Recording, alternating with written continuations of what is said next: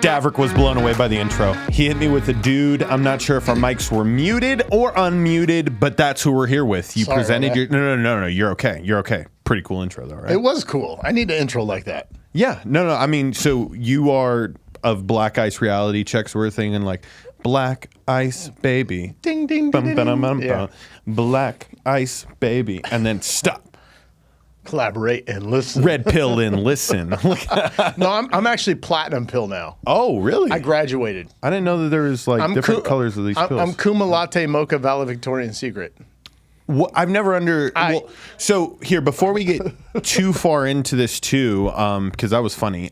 We have Amber Rose / Heard / At least Harris I didn't shit in the bed, okay? behind the decks today. Amber's second football show.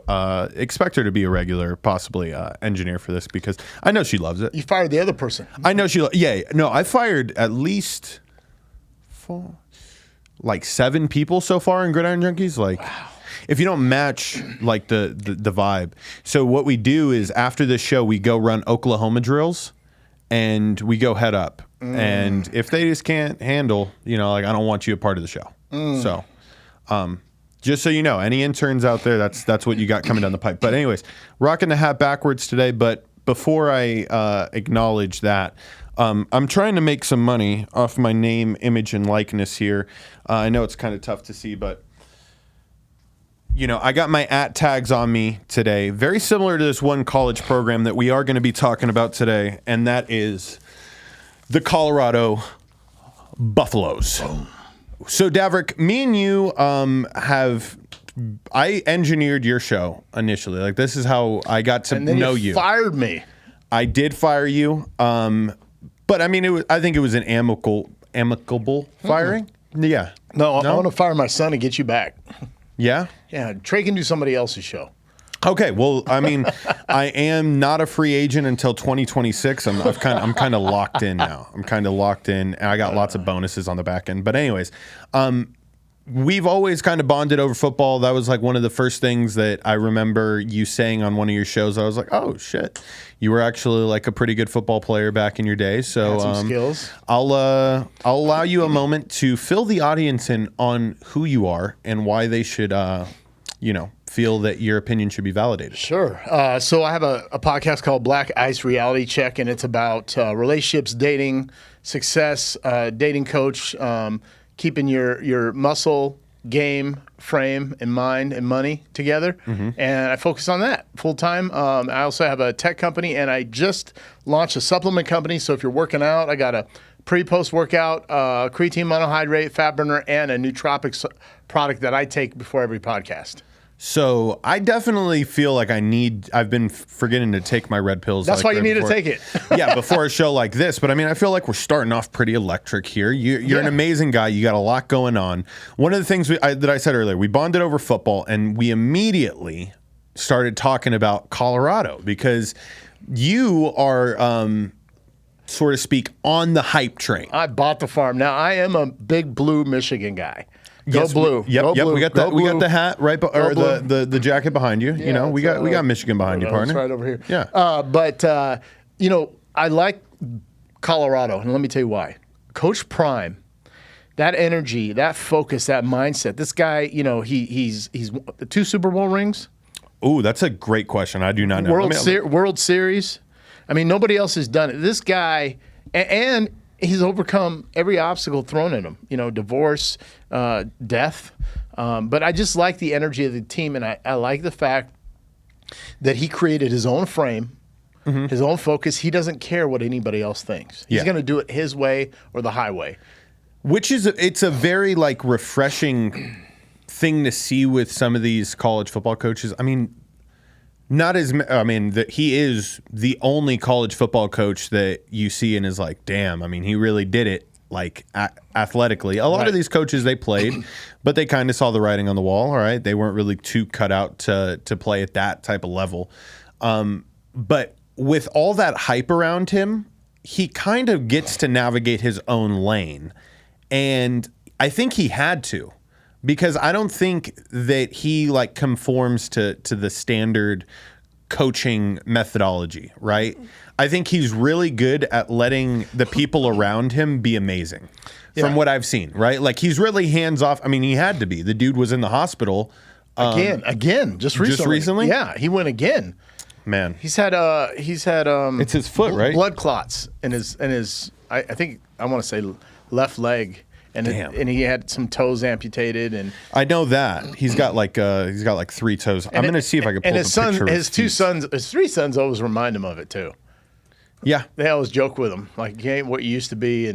But I think more importantly, here's what I like about him.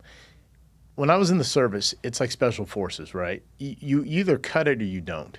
Mm-hmm.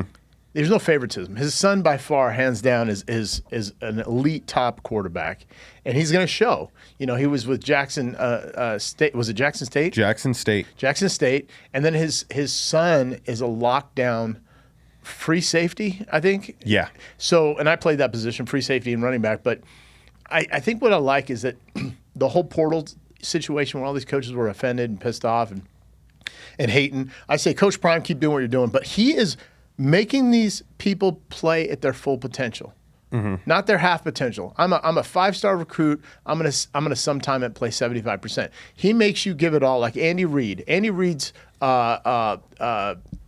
pre-camp, if you will, is probably one of the toughest in the NFL. They make you work, right? And I'm speculating. That's not an objective fact, but I think Coach Prime, what he does is if you don't cut it, he doesn't care what name's on the jersey. That's why there's no names. Yeah. You're gone. And so you either get forced out or you choose to leave. And so he has the highest portal transfer ever in college in one season.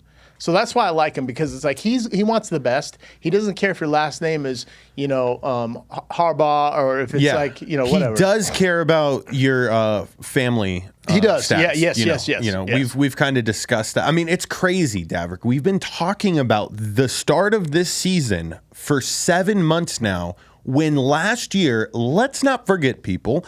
Let me take you down what the Colorado Buffaloes did last year alone. Colorado went 1-11 last year. 1-11. 1-11. And he tried to. The coach tried to coach people that couldn't play at that level. Talent's talent, right? Very true. And I mean, you can't.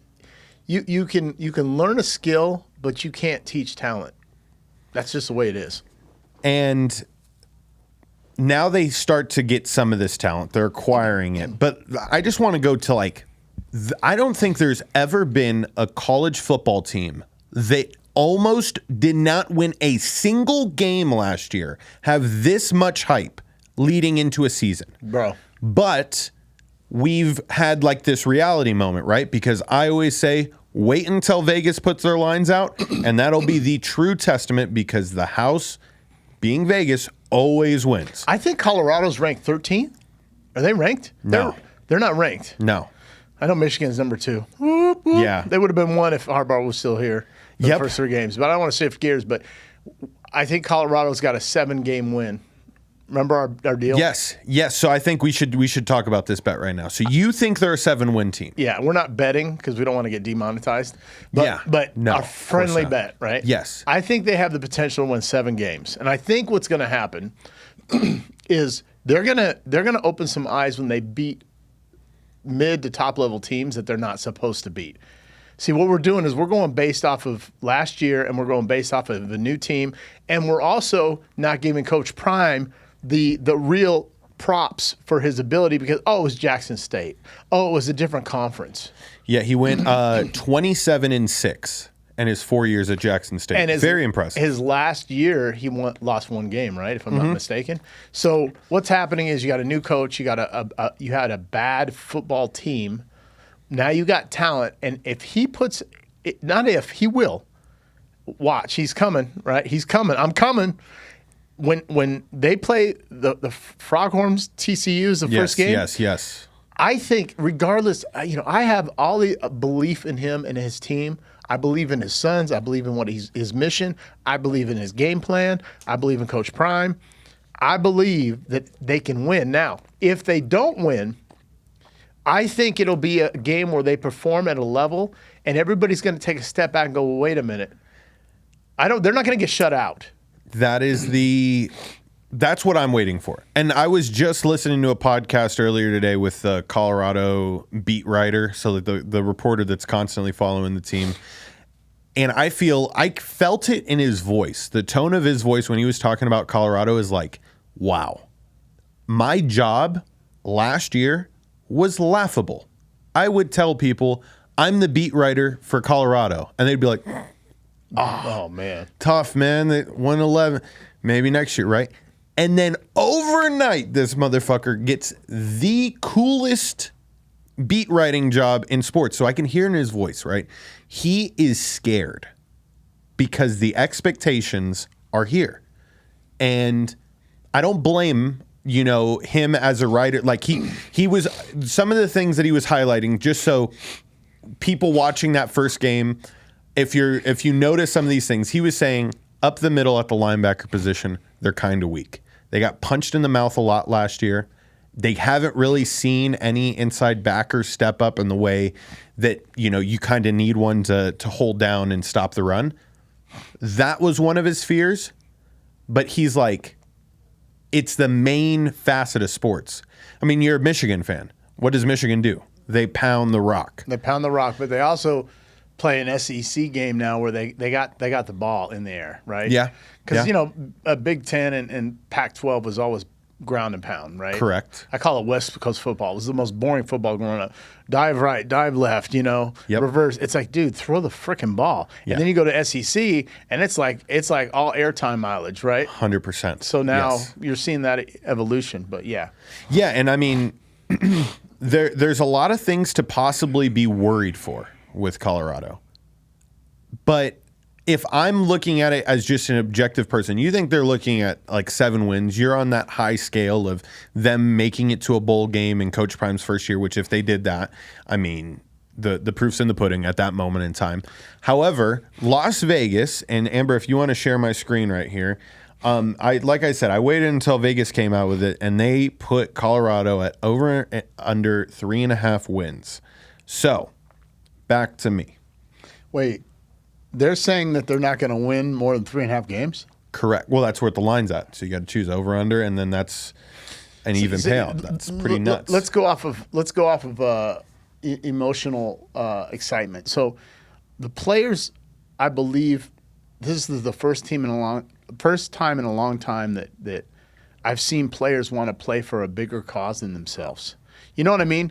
It's I haven't seen this since I don't know, man. It's been a long time, but I think, all these people, it's not just the media hype as much as they want to play for Coach Prime. They really do. 100%. And I think you don't want to let a legend down. And I remember when I was playing football, there was times where, there was a situation where there was that one game where I wanted to play for a different cause other than just a win. Mm-hmm. And I remember this guy who would always run the ball. He's like, Bo Jackson. That's all he says, Bo Jackson. Big dude. Mm-hmm. Had his number. Big dude, right? Huge, and he ran like Bo. He'd run around the end. People would be bouncing off of him. And I was free safety. I ran. I said, you know what? I was so passionate and angry. I said, I hit people high as a free safety, right? And piss people off. Yeah. Because I like the pain. And I remember I had this necklace on, right? And I ran. I said, this is going to hurt me, but it's going to hurt him a lot worse. I didn't see the strong safety coming at the same time. We hit this guy so hard. And I remember the only reason I wanted to hit that hard is because it was playing for a different cause. I believe it was the coach's birthday, and he's on the field, and he was going through a situation with his wife, and I was just passionate. And I think these kids are going to play for Coach Prime for a different reason, not just to prove a point for all the haters, but for him as well. Mm-hmm. The college, the university, and there's people transferring from Alabama. There's people transferring from good colleges, and they got two or three 5-star recruits. They got a bunch of 4-star recruits. I believe that line is off. I think what you will definitely see, Davrick, is like, so for you, that's extreme value for you right now, in my opinion, as like a betting person and like going by what I think counts the most, which is like at the end of the day, I'm going to lose based on my own decision. So you're in the benefit. If Colorado shocks the world and beats TCU, that number jumps up immediately to, I think, that 7 mark. And I'm not even kidding. Because I think it's that much of a statement of proving that this is what our talent can do. That line would jump up, and then you would feel so safe. I mean, you made a bet at 3.5, and they're they're cruising, And like I said, I could be wrong. Right? So I mean, that's the problem that I have with betting is we have to remove our emotions. I'm a Seahawks guy, and a Michigan guy. So I try not to bet games that they're in because I don't want to get emotionally tied and invested. Like I wanted the Eagles to beat Kansas City so bad last year in the Super Bowl because I lost a lot of money when they played Tampa Bay because I went with Brady. I forgot about the hurricane. I forgot about moving for practice. I forgot about he's going through a divorce. And they went down there and I lost money. I'm like, dude, I'm going to bet the Eagles because I need to get my money back. And here's a guy with a high ankle sprain that beat him. Embarrassed him. So I lost a lot of money. So I'm not betting against Kansas City anymore. Sorry, I don't mean to go off. No, that's what a lot of our people and viewers have to go through, right? And like I think it's just fun to shed light on it. We're not winning more than 50% of the time, and if we did, we'd have people paying us to tell them what to put in. That's the way I feel. What's the high bet? Is the bookies, or not the bookies, but the guys is it like 61% is phenomenal? Correct. Yes. Okay. 58, 57 is like good. Where you want to. That's good. Where and you so wanna average live. is what, 51 or 52? Probably. Like layman, like degenerate? No, degenerates probably lose more than they make. But I think a good degenerate's probably at like 40%. And then he can like mentally. That's not good though. You're losing. Of course it's not good, but for a degen, that's amazing. That's dinner every once in a while. Okay. And then you're taking out your second mortgage. Dude. Son, we don't have your college fund. We need to talk about that. I am looking for one of these freaking websites to sponsor you, boy. I talk about betting all the time. So, like, I need. Well, you know what? I'm going to say this, and I'm not paid to be here. George is a good guy. I can't believe your channel doesn't have 100,000 subscribers on YouTube. It's exciting. Look, make sure you subscribe to his channel, like this video, share this video, hit the bell for notifications. You guys got to hit the bell for notifications, okay? And make sure you share and comment on this video and refer this video. This is a good channel. And Coach Prime, Colorado Buffaloes, you guys subscribe to this channel and do a joint YouTube podcast. Fly George out there. Yes. Get him on. If I'm not mistaken, the Pac-12 championship, which the Colorado Buffaloes will not maybe be in, they will be in Vegas. So it's at Allegiant. There you go. So like, let's collab on that. Come on. If you guys are at that point in time, yeah. Like, as a matter of fact, right? I've talked a good deal about like the media hype, right? But let's give a huge shout out to the cameraman from Well Off Media. That has been following the Colorado Buffaloes. His son for the past, since they got there. And they provide like long form YouTube videos that it's just fun to toss on. It's vlogging done real raw and authentic. There's not like a whole lot of cuts. That's what I like about it. And show on it. It's not, So we're going to watch a little snippet from the one that was released today. Today's Wednesday, August 23rd. It's coming out next week before Colorado plays. But let's just check out a little bit of what Coach Prime was hyping the guys up with today. It's finally here, ladies and gentlemen. You're late. You're late. Get him, Buck. Get him, Buck. People's champ. Let him know. Yes, sir.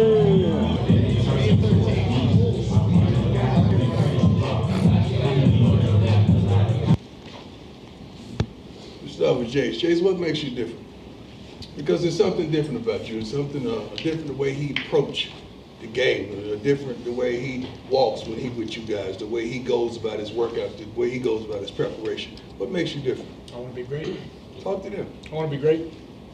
I have a feeling that my dad put in the work, and I want to be just like him. So I know I have to work hard.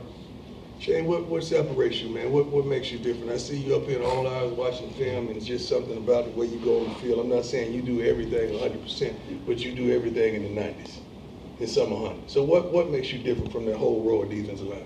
I'm on 1-2. I'm on to be great. Everybody depend on me. How much work they put into me. I know I got all it to them to give it back to them. You grew up a lot like Jace did, and you had a father that you so done it. But the way you go about it, the way you approach it, what separates you, and what makes you different? I would say just perfection, just trying to just be flawless, everything we do. I'm not trying to turn the ball over, just trying to be great. And I know it's another level, I'm able to personally get to, so I'm just chasing that level. Pause. Okay. So you gotta feel some type of way when you're coach's son and he's big. Hey son, tell him why you're special. Tell me that wouldn't feel like the most pressure in the world, bro. And he's underrated. He's really underrated. So go into that because he stood out at Jackson State. He looks good on the film. Obviously, they're going to be throwing the ball a lot to number 12, the man standing right next to him, Travis Hunter. Yeah, Travis Hunter, dude, I'll tell you, they have a SEC speed about him. I want to look up and see what his odds are to win the Heisman because he's going to play both sides of the ball. Who? Travis Hunter. Oh, yeah, Travis Hunter, yeah, for sure. Shador. I'm telling you, man, look, they got the speed on defense. They got the speed on offense. Their line, I don't know that much about their offensive defensive line. I know that their rush corners, they got some people that have speed. So as far as speed, they're going to be able to keep up. What's the odds? I was looking at it. I was a lot of zeros, so that's why I had to zoom in. If you want to pull up my screen here, Travis Hunter to win the Heisman right now at FanDuel is 30 to 1. Or is that 300 to 1? That's 30,000, dude. Is that 30,000? 30,000. So 30,000. So it's 30 to 1. Okay. 30 to 1 right there. So a $20 bet would win you fucking 6 G's. 6 G's. So he's going to play both sides of the ball. I mean, obviously, he seems like a long shot, but here's the thing that, like, for me, just go back to my screen real quick, just so I can, like, people that are the layman of following betting. All right, let's pull up Jordan Travis, who's a quarterback at one of the schools. See how consistent the odds are here? FanDuel is like, this is a long shot. That's why it's, like, in gold right here. But look how much it drops off when you go to BetMGM. And this is the difference between Vegas and the random fucking bullshit FanDuel. You come back to me now. Vegas keeps it close to the heart, all right? Vegas, in the same way that I'm talking about Travis Hunter and you are, Vegas thinks 15 to 1. They're literally cutting the odds in half from FanDuel to say, no, this kid is like pretty legit and we don't want to lose a lot of money, especially if he pops off early on. I actually kind of like that one. But with that being said, you got Shador. Yeah, Shador Sanders. He's going to be tossing the ball up a lot to his counterpart here. And Amber, if we want to just play that next part of the video. They got another receiver. Two? They got three that are like on fire. So I'm just, man, look, here's what's going to happen. When they get ranked, people are going to open their eyes. Right now, I think there's more haters than there is positive outlook. There's people that go in the standard and say, okay, here's what they're going to do. They're not going to do that good. They're not going to do that good. And then when they show up, people are going to be surprised. I agree. I'm going to watch that game. That's going to be one of the most watched. That first game is going to be more watched than most bowl games, brother. I'm telling you. I'm in favor with you. I'm going to actually pull up here as Amber is going to play like this second part of the video. I'm going to pull up what games it's competing with at that same time because I guarantee you it'll dominate it. I mean, I don't think any other matchup will do that. But here, let's listen and see what makes Travis Hunter special, other than that he's fucking really good. He's like really how good. many people played two ways. You know you're different. You sit up in a different jersey than everybody else and the whole team. What makes you that dude? I mean, I got a lot of people depending on me. I got my mamas depending on me. I got my dad. I got a whole lot of family depending on me. I'm the first child to go to college and do what I'm supposed to do. I mean, I got a lot of people depending on me. I got little brothers and little sisters that look up to me. I'm the oldest. So I got a lot of weight on my shoulders that I got to carry. So I just go out here every day just going out there and showing them that and nobody can mess with me. These ain't the only four. This is just the four I just chose. It's some more of you out there, many more of you out there that deserves to stand up here. But it's quite a few you don't. And you got to figure out what's going to get you here. What separates you from everyone else? Because right now, you like that video was just talking. Some of you are complacent. Time is just going on. You're just meandering through life. And we have a practice today. We got a practice tomorrow. We got a scrimmage. That last scrimmage is probably going to be the last time you're going to get a true chance of physicality to separate yourself. You got to really take this opportunity and seize the moment and dominate the moment. and want to be sitting up here and standing up here, because I want more of you to come and tell us what makes you different. Because those are the guys I want the coaches to hear so they can get their butts out and recruit these same type of guys. There's something inside these guys that we got to find out what it is, because we want to recruit these type of guys because we want those type of guys over there. So we want to hold. Pause it right there, Amber. guys. Leave it on him, though. How expensive do you think that gold cross is? Man, I'm not a bling guy, but that's an expensive cross. They were talking about. I've been watching the videos. I like watching their videos. It gets me. What's your motivated. favorite part? Like, I mean, I like it. I like it when the sons are clowning on their dad a little bit, like kind of jabbing him, and it's a competitive, winning attitude. And his dad's like, "Okay, prove me wrong, son. Prove me wrong." He's like, "I'm better than you were." No, you weren't. And then they start kind of, it's the mindset, it's the attitude, it's the whole ambiance of the relationship, and how he's so passionate about the kids. He really he's glass house. There's nothing fake about Deion. I have not heard a truer statement. That's a clip right there, dude. He is a glass house. Yeah. I think that's what separates a lot of these like old school coaches from modern day. This is the wave. All right. You're going to have a vlog camera crew follow you around. This is how we're going to get recruits. You don't see this with a lot of other programs. And they try to emulate it, but it's not anywhere near as accessible as this is. I think next year you're going to see a trend where you're going to see at least half a dozen schools do the same thing. Because kids want these young. I don't want to call them kids, but young adults. They want to get noticed. They want to get noticed by the pros. And here's the biggest problem with athletes now. It's not so much their talent; it's their behavior off the field.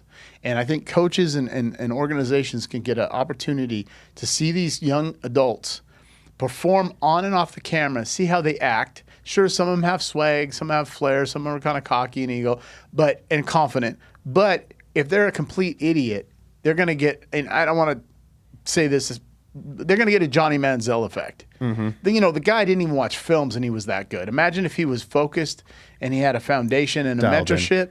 Yeah. This guy'd be a Super Bowl level quarterback. So and this goes deep into like one of the, tying into the red pill community here a little bit. Okay. This is one of the things that I thoroughly believe, right? What you see is what you believe. And it's just the easiest way to indoctrinate you into a belief. Okay. When you're young, I, as an athlete, was looking for things like this to kind of like get an idea of what does a college football player go through. Yeah. And, I feel like what they do with well-off media is like they don't make it look like a scary thing. Like obviously there's intense moments, but the overall experience is really like, as long as you're doing what you're supposed to be doing, this is fun. There's good camaraderie. This isn't like how Hard Knocks would like edit the shit out of it, right? Well, it's good to watch, but yeah. Yeah, extremely good to watch, but you miss that glass house effect, right? You're seeing less cuts here. You're seeing less production value, and you almost like it more. Yeah, and I'm working on a program where I'm going to start mentoring athletes and transitioning them from boys to men, like the band, the group, right? Nice. Because it's not about that they don't know how to be successful. They were successful with their talent, but they're not successful as being a man.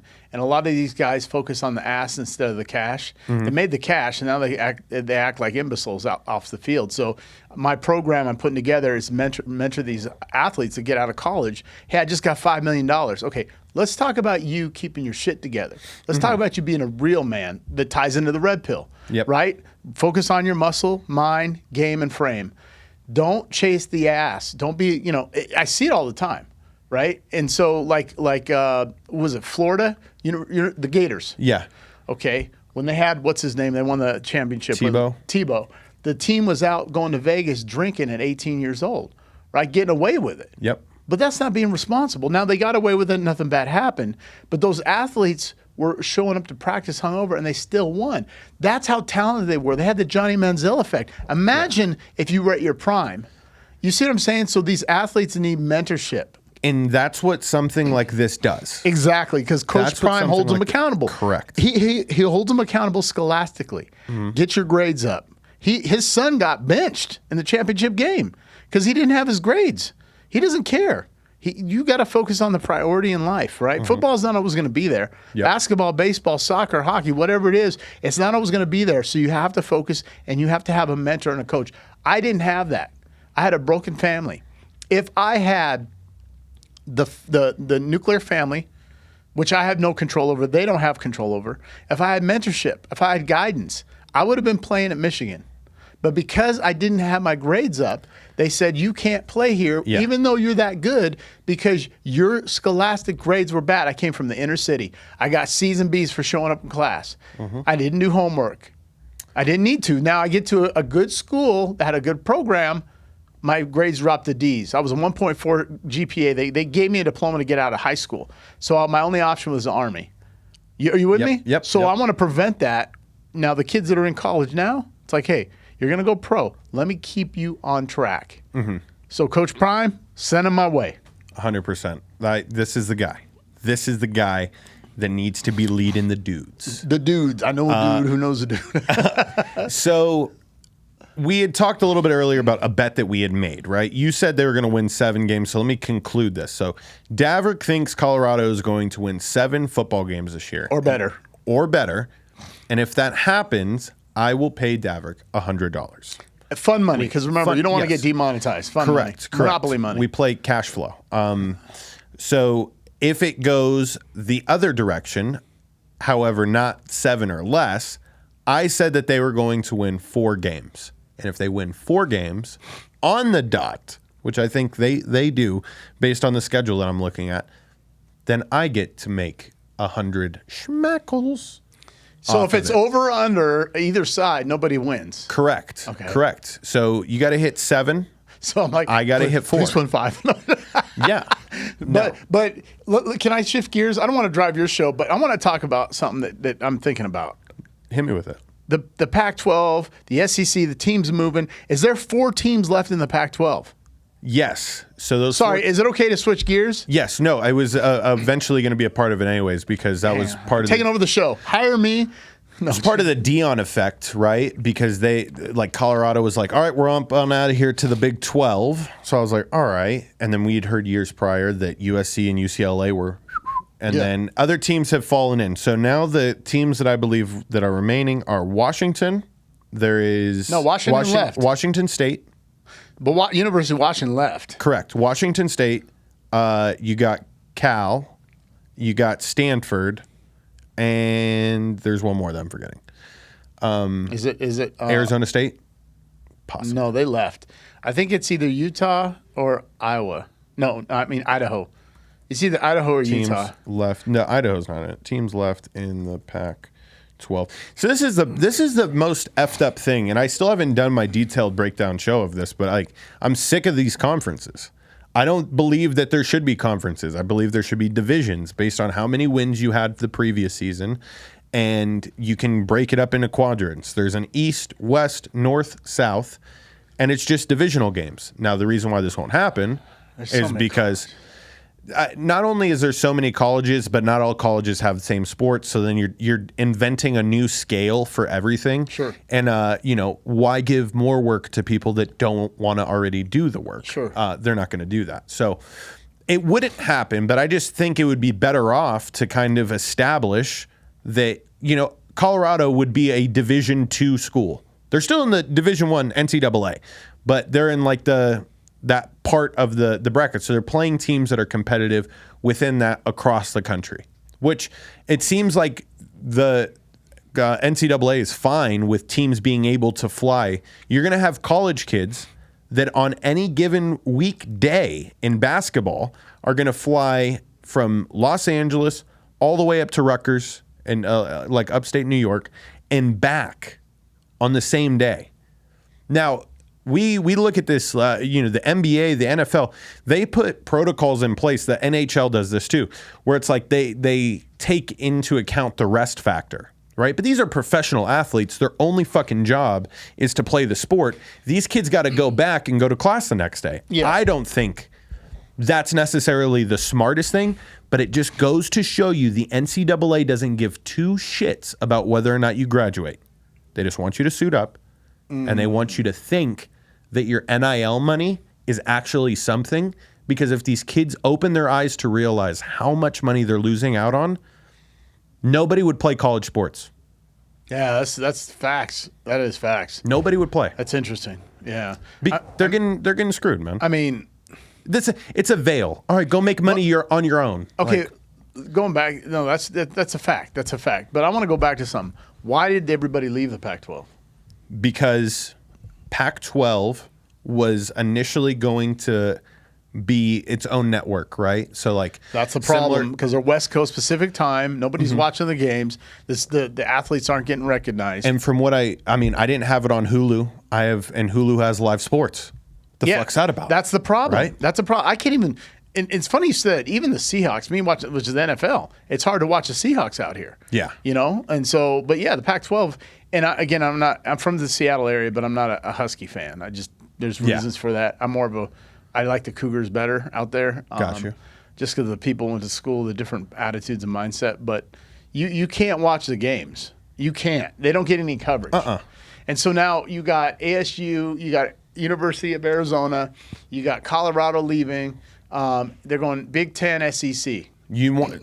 So I know that Big Ten and Big 12 are run by Fox.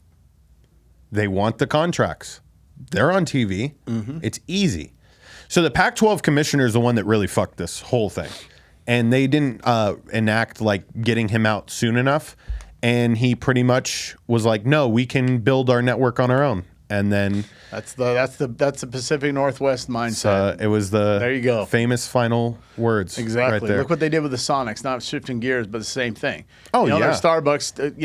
It's the same problem they have up there, right? Everybody's uses their own mindset, and they don't go based off of what the community wants. They go off of what they want. Yep. And so just we're talking about it. Colorado's leaving. I mean, obviously, it's more so in a schoolscape.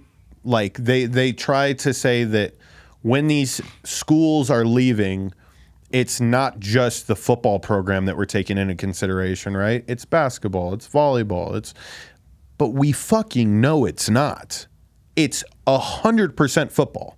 If your football can attract lots of viewers, they want you in their conference because Fox gets the payouts on all those advertising and commercials. Also March Madness. I mean, basketball would be second for sure. True. But yeah, you're 100%. I mean, you get the SEC, man, dude. It's all. I mean, even you watch ESPN, the sports channel. It's always SEC, Big Ten. Is it always? Yeah. Is Big 12 now? Is that what it's going to be? Yeah. So there's the Big 10, which is like what Michigan's in, right? Then there's the Big 12. Amber, I know this is probably confusing the shit out of you. None of the numbers match up to the amount of teams that are actually in the conference, except when they had the Pac-12. Yes, actually, when they had the Pac-10. Pac-10. It was before. It was even before then. Yeah. Amber, they just put numbers at the end of it, and they're like, we can't readjust it. It can't be the Pac-9 now. It can't be the Pac-11. So it used to represent the teams, right? The amount of how many teams. And the problem that living in Seattle, the Huskies, the players, because remember, I'll give you an example. If we had a 1 o'clock game, right? What time is it on the East Coast? 4. Before. Right. So if we had a night game at 7, what time was it on the East Coast? 10 o'clock. Yeah, it would be 10. So you see what happens? People are like, They get screwed out on it. They're dinner, Sunday dinner. And the funny thing is the East Coast, they're more family oriented. They have dinner, they sit down on the table. The West Coast is like fly by night. Hey, eat here at the stool. We got to go do this. And what happens is Sunday night, it's family time. And then, you got Bob, we got to spend time with the kids. We're not watching football this late. You got to read to the kids, go to school in the morning, go to bed, go to work. And then they miss the games on the West Coast. So the players weren't getting recognized by the media. Yeah, the scouts can see them, but it's also when you're a scout, an NFL scout, and you got the community, you got social media, you've got family, friends, you got peers and acquaintances telling you got to check out this dude that plays for Michigan. You got to Huskies. You lose it. Oh, you're talking about Connecticut Huskies? No. I'm talking about UW. Oh, who? What player? Huh? Oh, I was asleep. Yeah. It's been an issue for a long time. I mean, there's very little that you can do about it unless the West Coast accommodates, which Right. oftentimes they do. Right. Like to them, I mean, some of my brother's San Jose State games start at 8 p.m. Pacific. You know, like Yeah. ain't nobody on the East Coast watching. Nobody's that watching that. So the advertising money, the views, right? It's way down, right? And there's some conferences that get creative with this, like the MAC. Have you heard like of MACtion on Tuesday nights? No, I was just going to say that. Why don't Mac- they have a Tuesday night football? MAC plays, that conference has a Tuesday night game. And it's always like, we got some action. Oh, wait, hold on. I don't want to mess this up. It's either Tuesdays or Thursdays. But it's like it's a mind fuck. Well, they got Thursday night football. They got Saturday, Sunday. They've got games. The pros can play in the playoffs on Saturday, preseason Saturday, Thursday, Sunday, and Monday night. They should have like a Tuesday night football for college. They should have like a prime time college game, right? I agree with you. Man, I'm not seeing it's Tuesdays. They do Tuesdays and Wednesdays. Tuesday, Wednesdays. This is like towards like the later part of the season from what I'm seeing here. So that's a fun, creative way because they're the only football on TV, right? Although it's MAC, I don't even know what MAC stands for, but it get some action is like their slogan. Slogan. So they dominate that airwave space, and that's why those teams are able to stay prominent and alive. I'm gonna have to check it out. Yeah, no, it's good, but this is why teams are leaving, and like I mean, we went on the rant.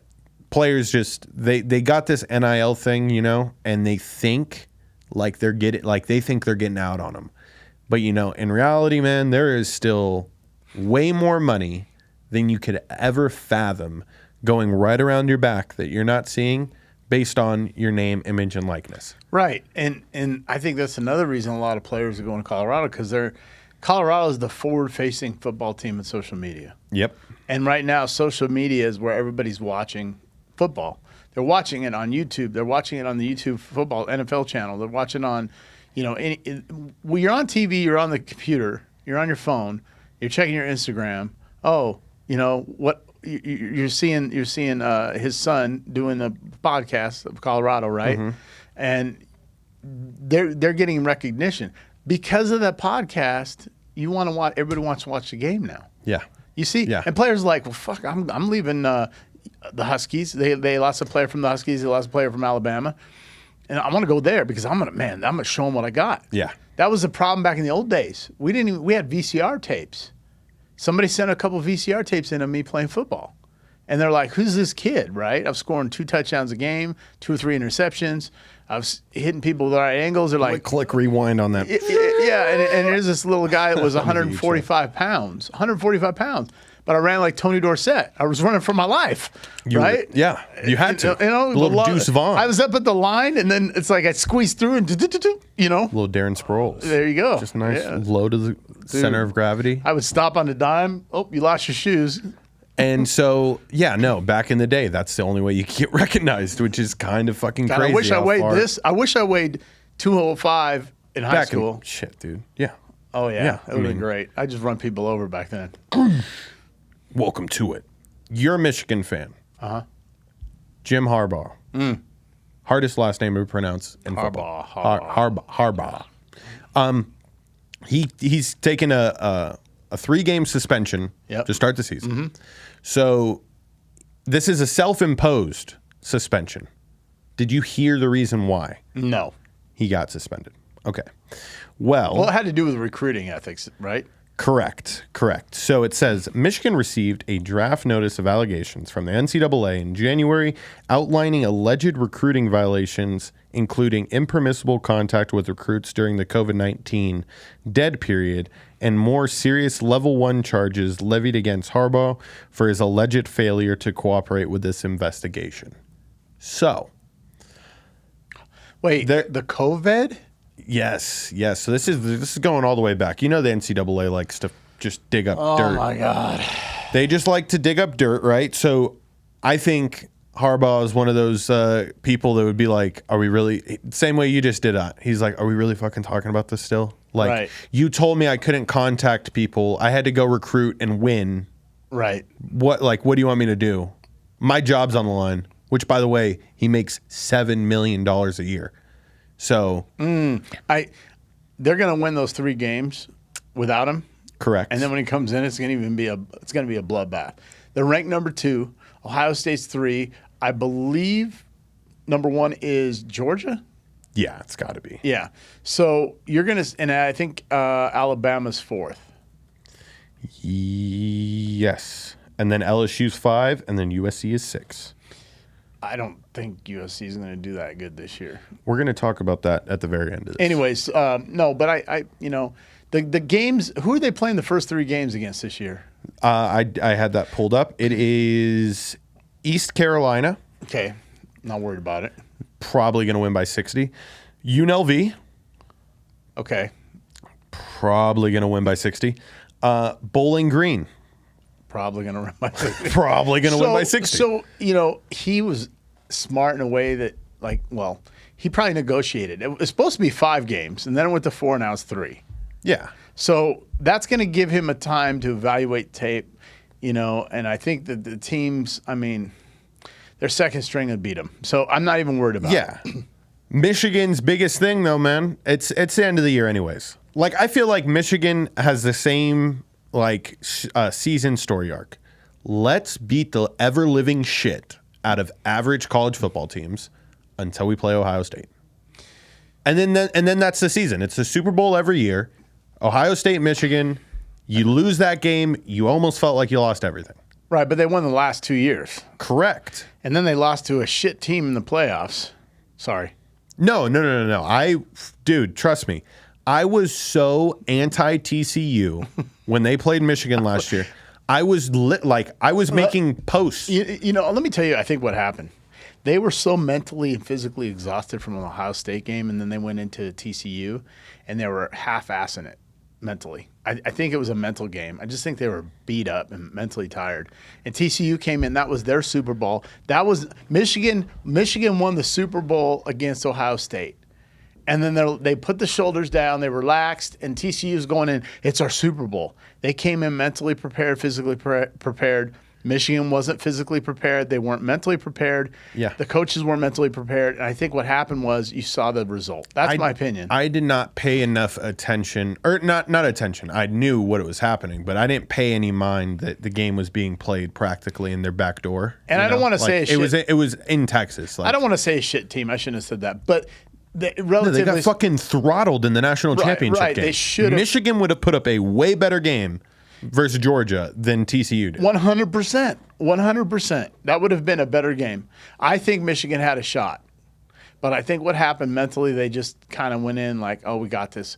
We just got to. I think they mentally were more prepared for Georgia instead of TCU, and TCU caught them sleeping. Yep.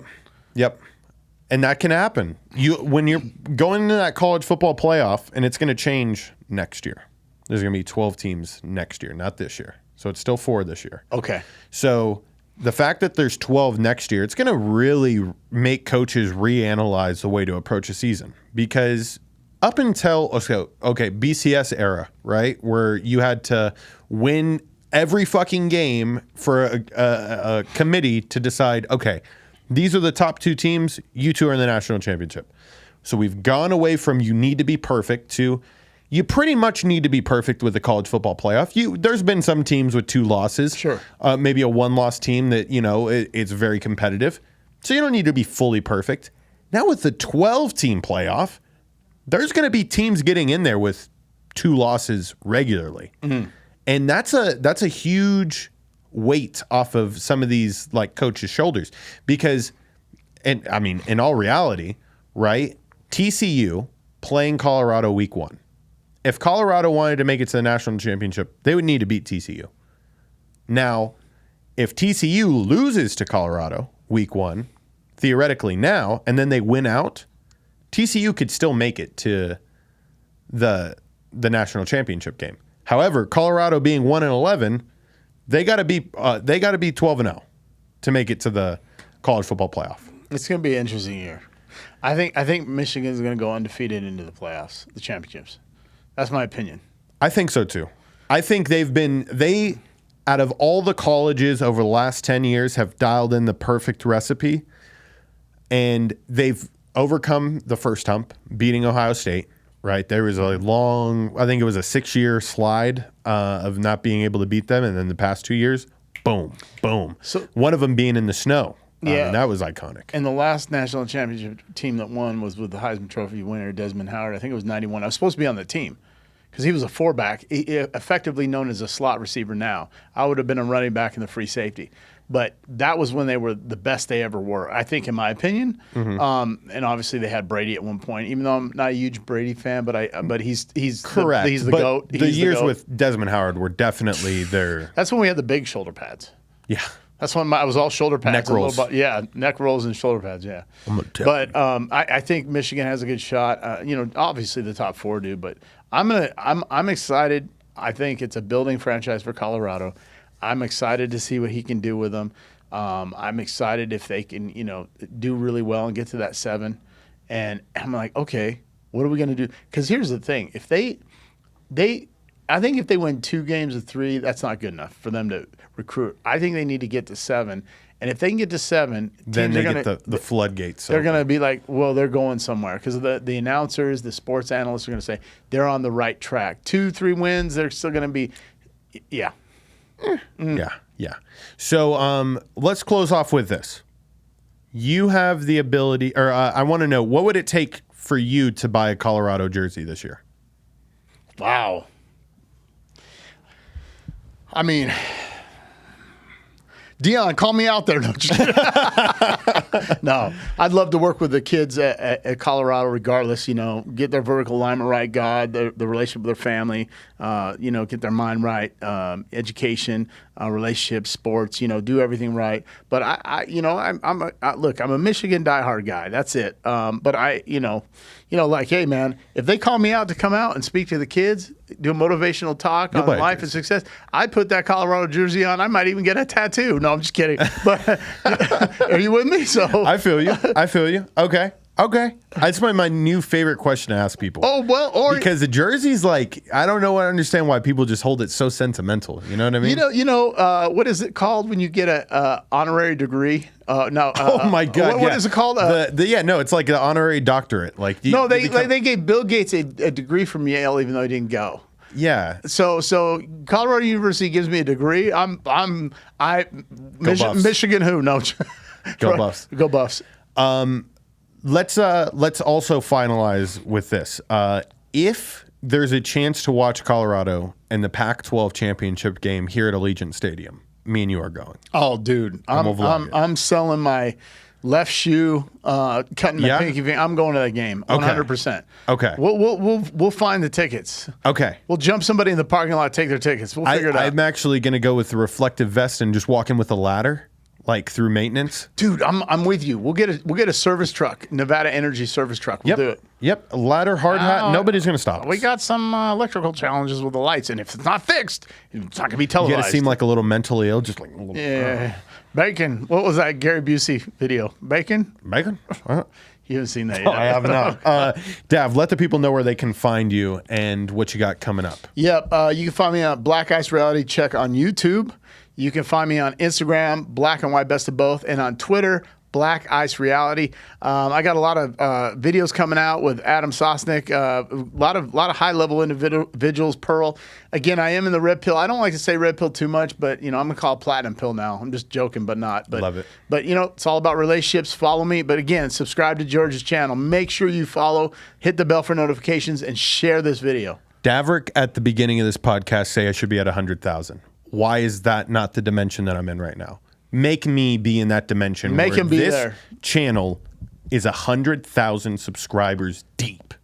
We mobbing, okay? We be mobbing. We be mobbing. Oh, and by the way, there's a reason why I put San Jose over USC. My brother plays, and this is going to be coming out a week after they play.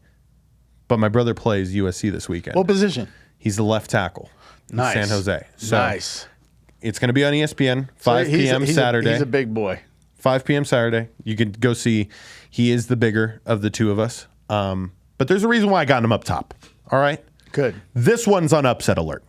This one's on upset alert, and that's all I'm going to say. Amber, you've been amazing. Thank you for engineering a flawless show. And ladies and gentlemen, make sure that you subscribe. Later.